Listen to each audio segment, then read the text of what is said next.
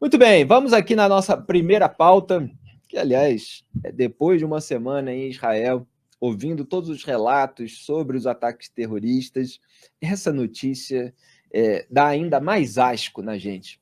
O deputado federal João Daniel, do PT, se reuniu com Bazen Naim, membro da chamada ala política, vamos botar umas aspas aí, e porta-voz do Hamas, e com José Marcos Said Tenório, aquele extremista que debochou de uma refém do grupo terrorista. O encontro ocorreu durante a Conferência Global Anti-Apartheid pela Palestina, realizada entre sexta-feira 10 e domingo 12, na África do Sul. A fotografia com o terrorista palestino Bazen Naim foi publicada pelo petista nas redes sociais após a abertura do evento. Produção, pode colocar na tela. A gente está vendo aí. O José Said Marcos Tenório é o segundo da esquerda para a direita. É aquele que, em rede social, zombou de uma refém que estava sendo retirada do porta-malas de um daqueles jipes, uma daquelas caminhonetes que os terroristas usaram no ataque de 7 de outubro, sendo colocada no banco de trás, estava com a calça borrada e ele fez piada a respeito do medo que ela estava sentindo, colocando até emoji de risada. É o segundo ali da esquerda para a direita. Quer dizer, ele continua junto com os petistas e a gente tem demonstrado isso. E você tem o Bazen Naim ali também nessa foto, assim como o João Daniel. Quer comentar alguma coisa a respeito da foto, Duda? Vou apresentar rapidamente o Bazen Naim. O João Daniel é o quarto da esquerda para a direita, tá? Uhum. E o Bazen Naim, que integra o Hamas, é o terceiro da esquerda para a direita. Diga, Duda. Está entre os dois ali, né? O Bazen Naim é um médico formado na Alemanha, e quando o Hamas dá um golpe de Estado em 2007 na faixa de Gaza, e é um golpe de Estado extremamente truculento, porque o Hamas pega as pessoas do Fatah, né, que é um partido laico e que ainda está comandando a autoridade palestina, mas pega esses homens, algema, e muitos são mortos, né? E aqueles que ocupavam posições no governo da autoridade palestina ou são mortos ou perdem o posto que eles tinham, e aí o pessoal do Hamas assume. E aí que o Bazen Naim vira ministro da Saúde, na faixa de Gaza, ministro do Hamas. E ele também tem essa função que é ser um pouco diplomata e um cara que fica espalhando desinformação sobre Israel, né? É uma pessoa que, obviamente, qualquer pessoa sensata tomaria distância. Mas, enfim, esse pessoal aí que meio que orbita em torno do PT, ou é do PT mesmo, né? O João Daniel é do PT, também militante do MST, que tem também esses vínculos todos com esses grupos, são realmente, mantém essa proximidade, né? O PT meio que vejo que nunca expulsa, né? Nunca tem uma regra no PT que fala assim, olha, a gente não tem relação com esse tipo de gente, né? É que se começasse a cumprir essa regra, né, o presidente já tinha sido expulso, o José Dirceu já tinha sido expulso, quer dizer, a cúpula do PT condenada pelo mensalão já tinha sido expulso. Se eles fossem rigorosos no âmbito moral, não sobrava nada do PT, né? O PT é isso aí, esse é mais um exemplo. O Said Tenório, que zombou da sequestrada, né? Ele é um cara que a vida toda foi trabalhando em gabinetes de vários políticos, né, do Gilmar Tato, do PT, estava no gabinete do Márcio Gerri, do PCdoB, quando ele fala essa barbaridade, e ele é demitido.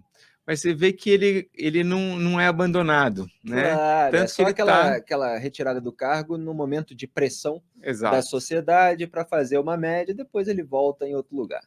É isso aí, continuou postando também todas as barbaridades dele. Né? Exatamente, nas redes sociais. O deputado João Daniel afirmou durante o evento que representava a bancada do PT na Câmara, e a gente vai acompanhar um trecho do discurso do petista, porque esse programa é muito generoso. Pode soltar. Queria saudar com muito carinho todos os organizadores, todos os representantes de todos os países em nome da África do Sul e trazer o nosso... Produção vai ajeitar aí, é generosidade demais, né? Nem o equipamento acreditou que a gente ia colocar ali o sujeito que sai na foto com um membro do Hamas para falar. Robson está pedindo um tempinho para ajeitar. Diga, Duda. Eu comento, então, uma frase que ele vai falar no final, né? E a gente entende mais ou menos a ideologia do sujeito. Para essa turma aí, qualquer coisa que seja anti-americano está valendo.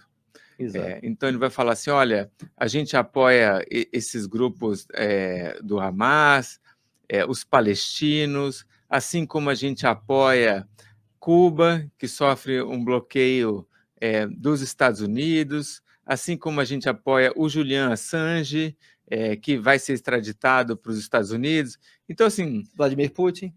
Exatamente. Quer dizer, que ordenou a invasão da Ucrânia com as tropas russas, no entanto, se polariza com os Estados Unidos, então é da mesma galera, né? E isso no momento, com perdão do parêntese, em que há um refém brasileiro. Há um refém brasileiro na faixa de Gaza. Quer dizer, o partido do presidente da República. Olha só a gravidade que se naturalizou o absurdo no Brasil. O partido do presidente da República confraterniza com o porta-voz do grupo terrorista que mantém um cidadão brasileiro em cativeiro. A gente não tem notícias de se está vivo, se está morto. Eu tenho o depoimento da sobrinha dele, está incluído no filme que nós vamos exibir aqui, no horário do Papo Antagonista, a princípio, amanhã, às 18 horas. Repito, deputado do partido, do presidente do país, está confraternizando com o porta-voz do grupo terrorista que mantém um cidadão do país em cativeiro. Não se pode naturalizar esse absurdo, por mais que as emissoras de TV e rádio, alinhadas ao governo, estejam naturalizando as maiores barbaridades, nós não vamos naturalizar. Duda, continue, por favor. Não só o refém, como mataram 3 brasileiros, né? Exatamente. O Rubens Gleiser e 2 moças que estavam lá no Festival de Música Eletrônica. Fora a Rafaela Treisman, que já deu entrevista aqui no Papo Antagonista, uma vítima daquele dia, felizmente sobreviveu, mas perdeu o namorado assassinado. Eu estive lá, inclusive, e pelo que me contaram aqueles que atuaram naquele dia, o namorado teria se refugiado num abrigo, que é aquela pequena construção de concreto para se proteger de mísseis, né, não de terroristas armados, simplesmente entram e matam. E são abrigos que ficam ali do lado dos pontos de ônibus, na estrada que liga Tel Aviv ao sul de Israel, ou as ruas locais ali daquela região, e, portanto, acabou assassinado pelos terroristas. Quer dizer, brasileiros que foram ou mortos, ou que perderam pessoas amadas, pessoas queridas, ou que está, né, no caso, como refém na faixa de Gaza. E, repito, tem petista confraternizando com o porta-voz. E essa proximidade do PT com esses grupos terroristas também a gente viu aqui no 1º de maio, quando Lula, né, veio para cá, para São Paulo, e a gente tinha lá gente com camiseta do Hamas e o broche do PCO, Partido da Causa Operária, distribuindo folhetinho, tinha gente vendendo camiseta do Hezbollah, que é um grupo terrorista libanês, e tinha até um sujeito com uma bandeira do Vladimir Putin, né, que é a bandeira da Rússia com aquele Z que estava nos tanques que invadiram a Ucrânia. Então é isso, é a turma do lado errado no mundo, próxima do PT. E você falou que o Bazen Naim foi ministro da Saúde. E vamos lembrar que o Ministério da Saúde de Gaza é a fachada que o Hamas utiliza para disseminar desinformação a respeito da guerra, principalmente em relação ao número de mortos. A gente viu ontem nesse programa, quem perdeu, não deixe de assistir aqui no canal ao corte que a gente fez, que ficou com o título ONU enrola sobre número de mortos em Gaza. Vale muito a pena ver, porque felizmente um jornalista estrangeiro fez a pergunta certa para o porta-voz da ONU a respeito das fontes e como que é confiável um número que de repente aparece reduzido pela metade. Eles falam de cruzamento de dados, não citam quais são as outras fontes de informação para cruzar com a narrativa do Hamas, que sai dessa fachada que é o Ministério da Saúde. Então, o áudio do deputado do PT, João Daniel, já está pronto, é isso, produção? Está querendo me avisar? Está tranquilo, estava só terminando o raciocínio, pode soltar. Queria saudar com muito carinho todos os organizadores, todos os representantes de todos os países em nome da África do Sul e trazer o nosso abraço em nome da bancada federal do Partido dos Trabalhadores na Câmara Federal, a qual aqui represento, e também da luta do nosso querido presidente Lula. Aprendemos desde cedo que a luta pela libertação da Palestina é a luta mais justa já defendida na história da humanidade. A luta contra esse massacre, contra esse genocídio cometido por Israel, financiado pelos Estados Unidos, precisa ser acabado. Nós não podemos aceitar, nós não podemos permitir que nossos irmãos prisioneiros palestinos, que já completam alguns 40 anos, continuem com este massacre todos os dias. Quer dizer, chama de massacre, chama de genocídio, não faz uma referência ao ataque terrorista do Hamas, que, repito, matou cidadãos brasileiros e ainda tem um refém brasileiro em cativeiro que a gente nem sequer sabe se está vivo ou se está morto. Quer dizer, manda um abraço num evento com a presença de um membro do Hamas, ainda tira foto com ele. Quer dizer, é tudo do avesso com esse anti-americanismo bocó, que já era defasado décadas atrás e agora está mais ainda no petismo, Duda. É isso aí, o anti-americanismo bocó, como você citou, ele fala em Israel, financiado pelos Estados Unidos, É aquele discurso de militante de 14 anos, né? Uhum. Na escola, ouviu falar ali algum militante mais velho, algumas baboseiras, e repete com esse nível de leviandade, né? Rasteiro. Lamentável, quer dizer, um representante do partido do presidente da República. No Brasil, repito, se naturalizou o absurdo. Muito bem, o Hamas, aliás, eu ia falar mais alguma coisa a respeito disso, que enquanto o Duda estava falando, eu estava pensando aqui, eu vou esquecer, mas depois eu vou ter que voltar a essa questão. Enfim, era alguma coisa aí ligada à fachada, à ala política do Hamas. Porque tem essa história de ala política, e por isso que eu falei aqui que tem que botar umas aspas, porque as pessoas ficam, eventualmente, com a percepção de que, não, olha, temos uma área militar, temos uma ala militar, temos uma ala política, ou essa pessoa da ala política não está diretamente ligada às pessoas da ala militar. É como se fosse uma outra coisa, assim como acontecia com as Farc. Lembra? As Farc também tinham uma ala política, um braço político. O Hezbollah também acontece isso, né? As pessoas imaginam que são coisas separadas, né? Como se fossem coisas separadas. Então, assim, esse pessoal da ala política é um pessoal com o qual nós podemos dialogar, fazer toda a diplomacia, etc. São pessoas de bem, eles não querem mal a ninguém. Eles são cúmplices da ala militar, são parceiros, são camaradas, é o mesmo grupo. Não tem isso de ministro da Saúde, ala política, é tudo um grupo terrorista complacente, não é complacente, que defende a aniquilação do Estado de Israel, que defende o assassinato de judeus com requintes de crueldade, como aconteceu no 7 de outubro, com violência sexual, com degola, né, decapitação, com desmembramento das pessoas, com tortura, com tudo isso que já está devidamente documentado.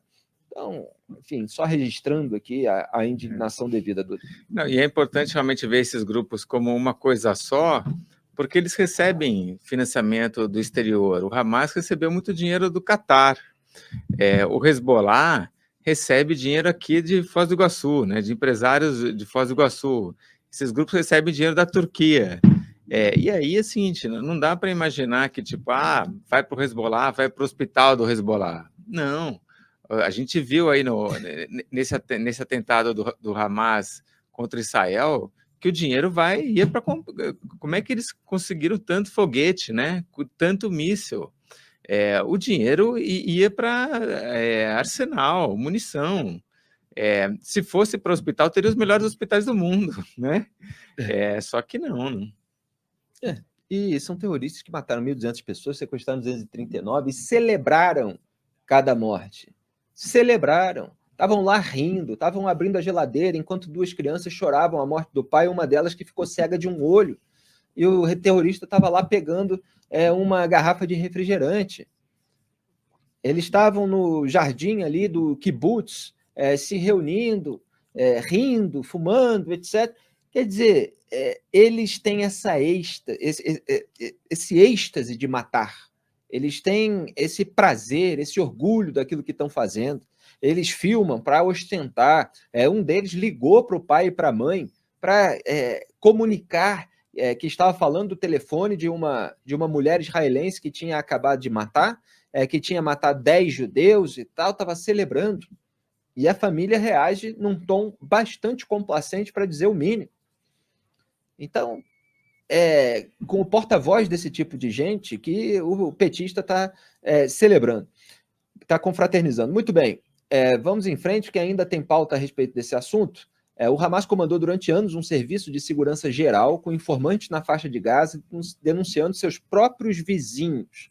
As pessoas eram registradas em arquivos de segurança por criticarem publicamente o grupo terrorista ou participarem de protestos. O funcionamento dessa espécie de Gestapo do Hamas foi revelado pelo New York Times, que teve acesso a documentos do Serviço de Segurança Geral, incluindo 7 arquivos de inteligência que vão de outubro de 2016 a agosto de 2023. Está aí o jornal americano, né, Duda? Mostrando a opressão do Hamas em relação ao seu próprio povo, ao contrário do que a gente estava vendo aqui, o petista declarar, fazer parecer. A diretoria da unidade disse que tinha conhecimento de documentos contendo informações sobre pelo menos 10 mil palestinos em Gaza. O Serviço de Segurança Geral mirou jornalistas e pessoas suspeitas de comportamento imoral, é a expressão utilizada, excluiu comentários negativos em redes sociais sobre o Hamas e usou táticas para difamar adversários políticos, segundo a reportagem. O New York Times, insuspeita, acrescenta que os habitantes de Gaza estavam presos todos os dias, atrás do muro do bloqueio de Israel e sob o controle e a vigilância constante de uma força de segurança. Todo esse final aí, entre aspas, porque é um trecho da matéria. Duda, o jornal americano, que deu barrigada aí na cobertura da guerra, no caso do Hospital Al-Ali, ao contrário do que a gente fez, está comprovando com informação aquilo que a gente analisa desde o começo. Que existe um regime de opressão, existe uma espécie de ditadura na faixa de Gaza. Você tem, evidentemente, apoiadores desse regime, pessoas que se dão bem bajulando o poder, como existe em qualquer lugar, gente que defende aquela agenda, gente que ajudou a pisotear, inclusive, corpos de mulheres na caçamba das picapes que chegavam à faixa de Gaza, com os reféns israelenses. E isso está nas cenas dos filmes exibidas para jornalistas. Não é que todos os civis lá fazem isso, mas há civis lá que são considerados civis pelas forças de defesa de Israel, que apoiam tanto que ajudam a pisotear na hora da chegada. É bom que se diga, porque aqui a gente dá informação, aquilo que é verificável, aquilo que a gente testemunhou, a gente diz. Isso quer dizer que a gente generaliza? Não, desde o começo da guerra, nós estamos dizendo que não se pode confundir todos os palestinos com os terroristas do Hamas. E a gente aponta como existe essa repressão a qualquer tipo de divergência, crítica, eles não têm voz. Foi só quando Israel abriu o corredor humanitário para a saída de civis que alguns começaram a criticar na frente de câmeras o governo deles, que é feito por esse grupo terrorista. Duda Teixeira. O Hamas, quando dá esse golpe que eu citei em 2007, ele fecha, né, alguns veículos de imprensa que existiam na faixa de Gaza. E, Felipe, é um regime... o padrão chavista, padrão Putin, etc. Mas era um regime totalitário, né? Porque ele realmente entra para dominar a vida privada dos indivíduos. Então, quando um dos palestinos entrava nessa lista, aí, nesse banco de dados de 10 mil pessoas, ele passava a ter uma vigilância. Por exemplo, se o cara era casado e tinha uma amante, isso entrava nesse banco de dados, né? Que era o que a Gestapo fazia na Alemanha nazista, né? Acho que a Gestapo tinha fichado, acho que a metade da população, né? Ou um terço da população, uma coisa absurda. E por que você ter essas informações privadas? Porque é uma maneira de você pressionar, chantagear todo mundo, né? E é um negócio que existe também em Cuba hoje, né, que é muito eficiente, né? Os cubanos sempre falam isso, puxa, às vezes o pessoal da Serviço de Inteligência do Estado fala com um ex-marido ou um ex-namorado para ir lá e falar com a pessoa, quer dizer, as pessoas não entendem, esses governos totalitários não entendem que as pessoas têm uma vida privada que você não invade, né? Você não entra nelas. E é um sistema totalmente totalitário. Até que quando, apesar disso, muita gente dentro da faixa de Gaza colaborava e colabora ainda com Israel, né? Passam informações, porque as pessoas, a maioria não gosta do Hamas. E quando o Hamas descobre esse tipo de colaboração, a punição é a morte, né? Tanto que em outras guerras que aconteceram na faixa de Gaza, ou operações militares de Israel na faixa de Gaza, quando o Hamas reassumia o governo do território, você tinha motoqueiro que matavam essas pessoas e colocava com corda atrás de moto e saía andando com o corpo, né, pela faixa de Gaza, para mostrar a punição aos traidores, né? Não fizeram isso ainda porque o Hamas não reassumiu o controle da faixa de Gaza, mas se isso acontecer, espero que não aconteça, a gente vai ter notícia desses expurgos aí. Exatamente. Você sabe, Duda, que nessa semana que eu passei lá, eu conversei com uma autoridade, se é que se pode dizer assim, mas alguém que presta serviços de inteligência e ajuda a verificar informações e que tem como colaboradores palestinos, exatamente como você falou, que trazem informações, que trazem principalmente imagens que muitas vezes servem para desmentir uma narrativa do Hamas. Então, eles lá de dentro conseguem mostrar exatamente aquilo que está acontecendo e que muitas vezes desmente manchetes de imprensa que simplesmente estão disseminando aquela narrativa que já sai de lá com uma cena montada, com uma foto ou com uma filmagem específica. E até foi exibido ali para a gente uma filmagem que o Hamas, membros ali do Hamas e a turma sobre a qual o Hamas tem ascendência, acabou fazendo a pedido dessas pessoas, porque queriam preparar ali uma cena, não posso dar todos os detalhes. Então, diversas imagens dessa, mesmo em vídeo, que circulam em redes sociais, às vezes são produzidas até por encomenda, de uma forma marqueteira. Isso não quer dizer, eu escrevi a respeito disso no começo dessa guerra, sobre Pallywood, né? Procurem lá em Um Antagonista. Isso não quer dizer que não haja erros militares de Israel, que não haja civis mortos em Gaza, mas a gente tem que colocar tudo que há. A gente tem que dar o quadro completo, porque é assim que se faz o jornalismo. A gente mostra todos os elementos, a gente traz aqui as informações de bastidor. Então, existe esse regime opressivo do Hamas, que deu um golpe no governo da Autoridade Palestina em 2007, 2 anos depois de Israel ter saído da faixa de Gaza em 2005. Quer dizer, Israel saiu, forças militares saíram, deixaram, então tá, vocês querem isso aí para vocês e tal, vamos ver como é que fica. E a Autoridade Palestina poderia fazer um governo ali de paz, tomou um golpe do Hamas, que durante esses 16 anos, até 7 de outubro de 2023, em vez de cuidar de que seu povo se desenvolvesse economicamente, tivesse todos os serviços públicos ali de qualidade, tivesse acesso a mecanismos para fornecer o bem-estar, etc., eles estavam construindo túneis subterrâneos, 500 quilômetros de túneis subterrâneos na faixa de Gaza, para eles próprios se protegerem. Tem um líder que fala que isso é para a gente, não é para o povo, para os civis palestinos. E planejando o massacre de 7 de outubro. Quer dizer, o cessar-fogo era o que vigorava antes. E tudo isso é omitido pelo petista e, obviamente, pelo seu chefe, Luiz Inácio Lula da Silva. Agora, Duda, só para completar, antes de você ir embora, eu fiz 2 matérias hoje no Antagonista sobre a guerra hoje, né? Dia da Independência de Israel, né, que lembra a proclamação feita pelo Ben Gurion, então primeiro-ministro, em 1948, o povo sai na rua para celebrar, e aí vieram mísseis, foguetes do Hamas, a partir da faixa de Gaza, no sul de Israel, na cidade israelense de Sderot, que é uma cidade que eu visitei na semana passada. Quer dizer, se eu estivesse lá hoje, como eu estava na semana passada, eu estava deitado no chão com a mão na cabeça, que é a recomendação que se dá. Porque os foguetes, quando caem, assim como as granadas, os seus estilhaços são impulsionados para cima. E é por isso que as pessoas são orientadas a deitar no chão, porque assim você tem maior probabilidade de sobreviver. A menos, evidentemente, que o míssil, o foguete, a granada caia na sua cabeça, né? Então, a gente tem uma foto, inclusive, dessa cena que eu consegui. Pode botar aí, produção, das pessoas deitadas no chão. Esses aí são os rastros dos foguetes. Agora você tem aí dezenas de pessoas nessa imagem.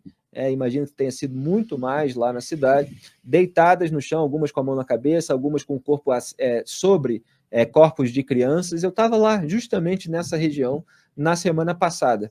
Tem mais uma, né? Pode soltar aí, ó, uma outra região. Em que as pessoas ali já estão levantando, estavam se abaixando, depois, provavelmente, da sirene tocar. Né? Você tem ali uma sirene que toca quando você tem ameaça de míssil. Eu apurei, foram 7 foguetes disparados da faixa de Gaza contra a cidade israelense de Sderot, ali no sul. 5 foram interceptados, Duda, pelo sistema de defesa aérea israelense. Não sei se é o Domo de Ferro, se tem outro, né? Porque são vários ali, equipamentos que eles têm para isso, e 2 caíram numa área aberta, quer dizer, sem causar danos a ninguém. Então, Israel consegue se defender, mas é sempre um susto, é sempre uma emoção, é sempre uma apreensão daquelas pessoas, porque elas não sabem se vai cair na sua cabeça ou perto dela.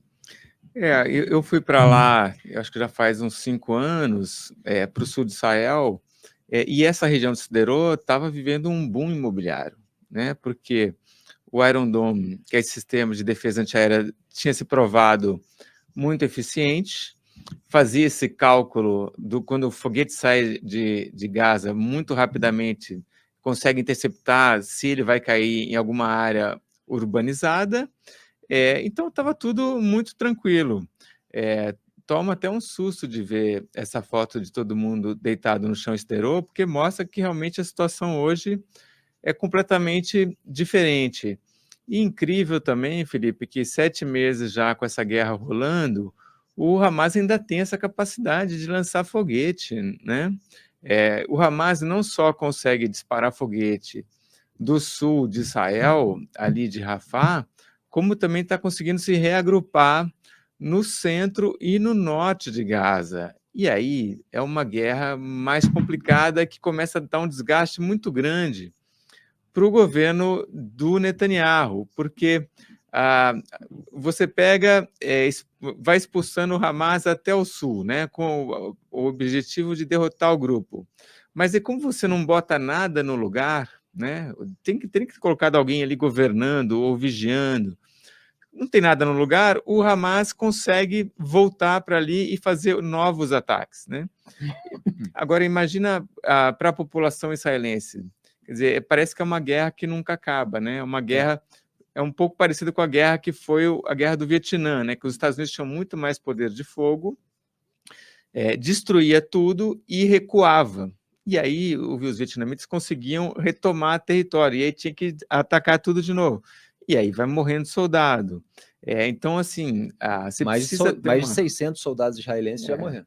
Você precisa ter uma solução final ali, né? E esse governo, acho que do Netanyahu, não está conseguindo costurar isso daí, né? Tem que ter um governo ali que assuma a faixa de Gaza. E esse é um dos pontos em que o Netanyahu é criticado. A gente teve, inclusive, uma conversa com um jornalista independente lá do canal 13 israelense, que é um canal, assim, vamos dizer, mais balanceado, né? Não está completamente adesista ao campo da direita, ao campo da esquerda.